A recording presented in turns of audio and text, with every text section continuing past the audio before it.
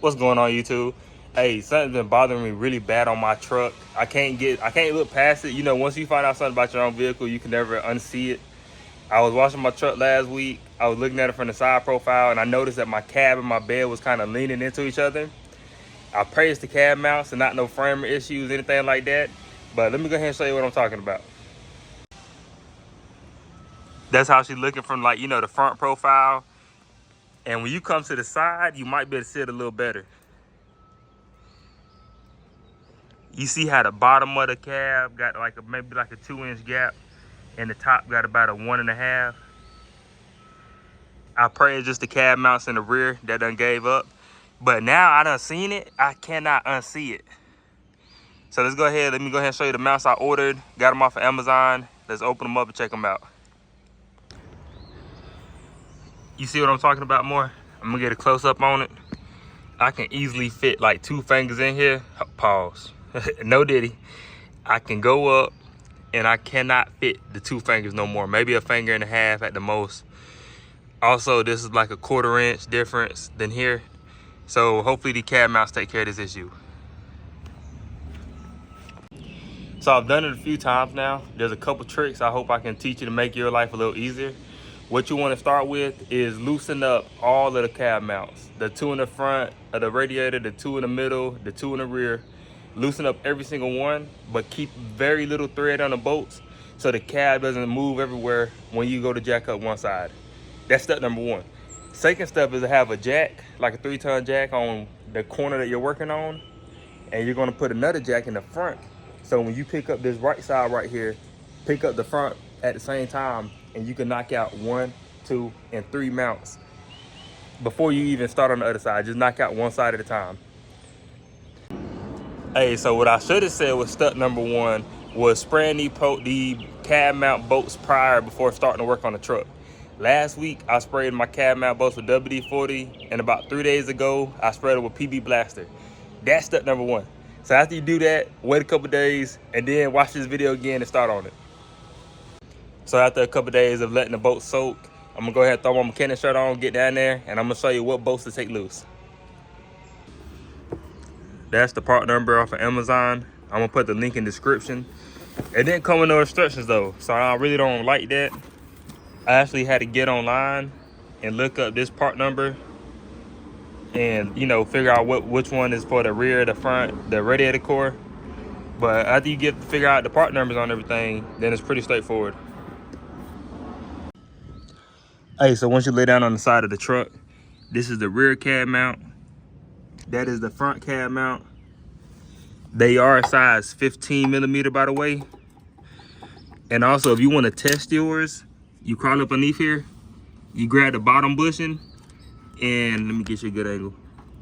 You see how this is moving?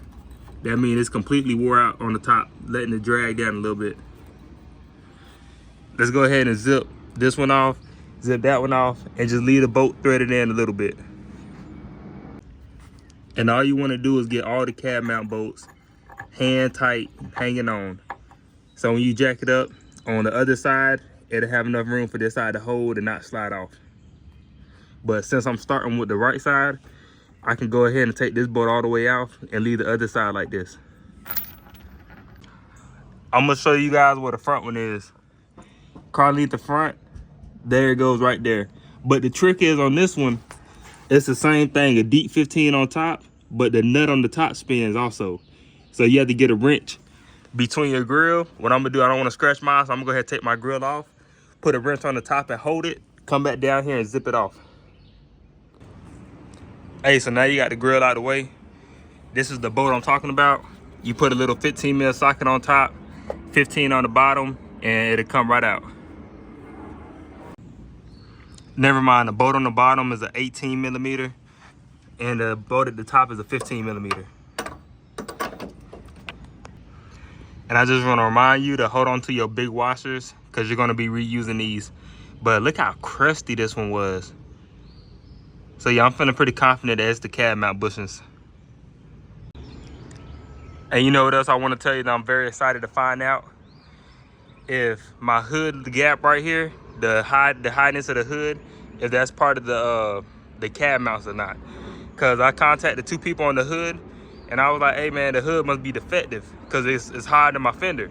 I even put like 1 or 2 washers under my fender, bringing it up some more, and this hood is still too high. And they told me that it could be the radiator support mounts. So I can't wait to figure out if that's true or not. So because of your frame and everything, not frame, because your cab will be in the way, you want to get a nice piece of wood, a nice, clean, solid piece of wood, and you're going to use the wood to jack up on the inside of where your cab sits. So I want to show you right quick a little update. These 3 cab mounts are very hand tight, very loose hand tightened. And on the right side, I got a jack up here on the front right corner. I have a jack up on the corner of the rear. As I'm pumping this one, I'm rotating, pumping this one back and forth. And as you can tell, I already got the front right core support up in the air. Let me get down here and show you the bottom. I got the bottom up in the air also. I put my piece of wood right down the corner because I don't want to put it in the middle right here, as I feel like the middle is a little bit less sturdy. Let me go ahead and finish up this right side. Once you get the right side up high enough, to be honest, you really only need to come up about 1 inch or 2 just to get this bottom of the middle piece out. Don't try to over exaggerate it because I don't want you to bend anything or mess anything up. But get up in the air, grab your old mount and just slide it out. And yeah, she was real squished. And also keep your mount separated. You don't want to just start throwing pieces everywhere. Keep everything organized. Because like I said before, you have to reuse the hardware, the bolt, the washer. This little piece right here, it slides up out the hole. I'm gonna put a little bit of grease on this one when I go to put in a new bushing, just so I don't want to hear no squeaking noise. But yeah, keep everything separated. I want to get you a better angle. You can take a socket or anything and push this piece up through the frame. That's how she's gonna look. And now that I got it jacked up high enough, I'm gonna try to bring it down on this right corner. Yep, she slid right on the right side of the corner. And she is really crusty.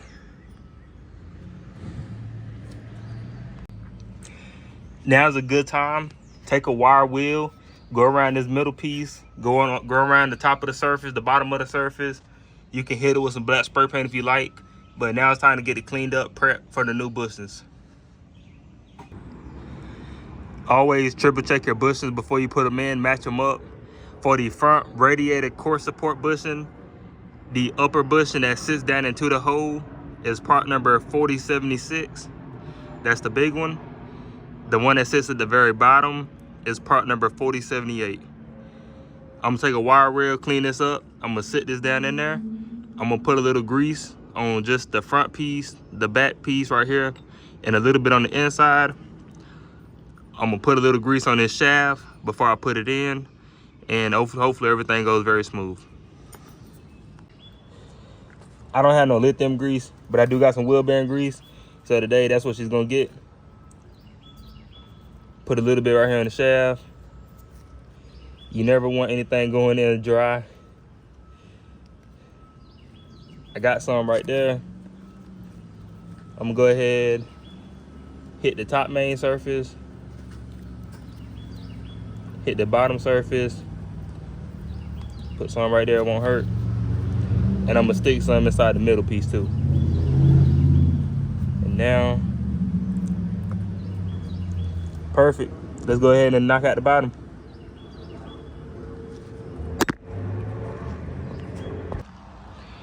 Big shout out to Gibson Garage on YouTube, because I watched this video prior doing this to mine, and he actually had the instructions on them. That's what gave me these part numbers. So big shout out to him. The second mount, which will be after the radiator support, will be number 2. The bottom portion is 79, and the one that goes from the top is 76.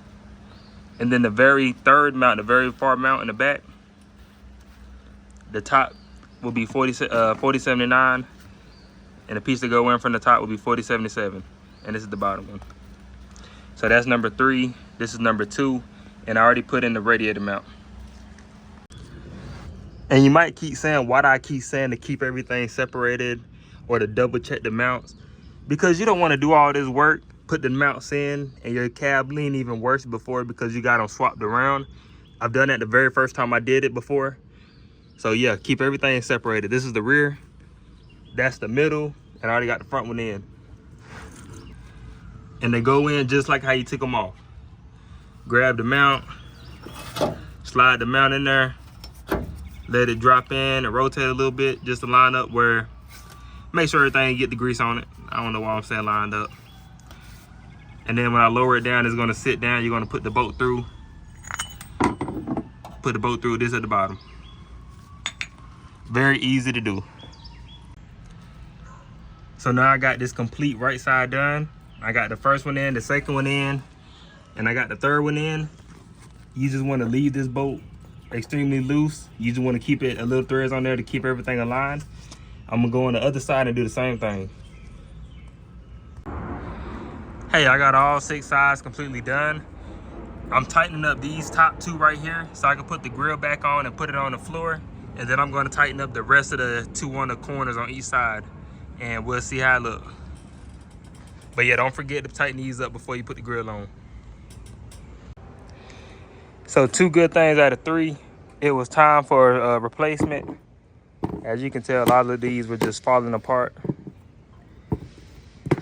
So it was overdue. That was the number 1 good thing. The second thing was it actually did help my hood out.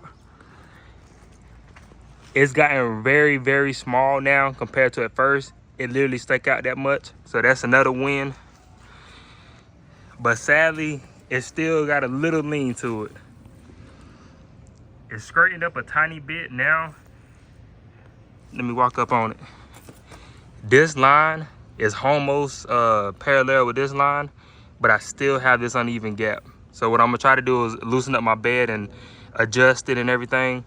But now the line is a little bit taller. All right, y'all, so I ain't gonna say it was a complete fail.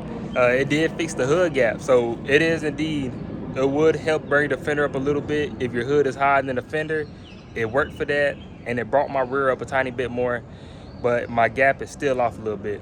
Even trying to adjust the bed is still off. So what I'm gonna do, I'm gonna take it to the frame shop. You know, my buddy, he work at the paint shop. I'm gonna put on the frame. We're gonna check everything to make sure everything's aligned, and I'm gonna just go from there. But I appreciate y'all watching the video, and good luck with your build.